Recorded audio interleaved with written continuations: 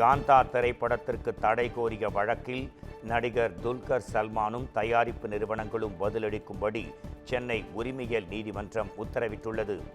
MK. Thyagaraja பாகவதரின் வாழ்க்கை வரலாற்றை அடிப்படையாக கொண்டு காந்தா திரைப்படம் எடுக்கப்பட்டுள்ளது.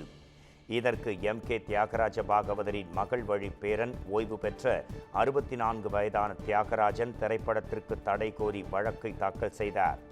அதில் பிரபலங்களின் வாழ்க்கையை படமாக எடுப்பதாக இருந்தால் அவர்களின் சட்டப்பூர்வ வாரிசுகளிடம் அனுமதி பெற வேண்டும் என தெரிவித்துள்ளார். இந்த வழக்கை விசாரித்த சென்னை நகர 7வது உதவி உரிமையியல் நீதிமன்றம் நவம்பர் 18ஆம் தேதிக்குள் மனுவுக்கு பதிலளிக்கும்படி பட தயாரிப்பு நிறுவனத்திற்கும் நடிகர் துல்கர் சல்மான் ஆகியோருக்கும் உத்தரவு பிறப்பித்து விசாரணையை ஒத்திவைத்தது. எஸ்ஐஆரை தடுப்பதுதான் தற்போதுள்ள ஆகப்பெரும் கடமை என முதலமைச்சர் மு.க. ஸ்டாலின் கூறியிருக்கிறார்.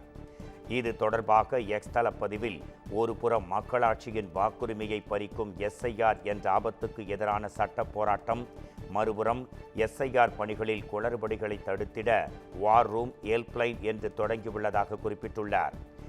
அதற்கு எதிராக தமிழ்நாடெங்கும் ஆர்ப்பாட்டம் நடப்பதாகவும் தொடர்ந்து செயலாற்றுவோம், மக்களின் வாக்குரிமையை பாதுகாப்போம் என்றும் அவர் கூறினார்.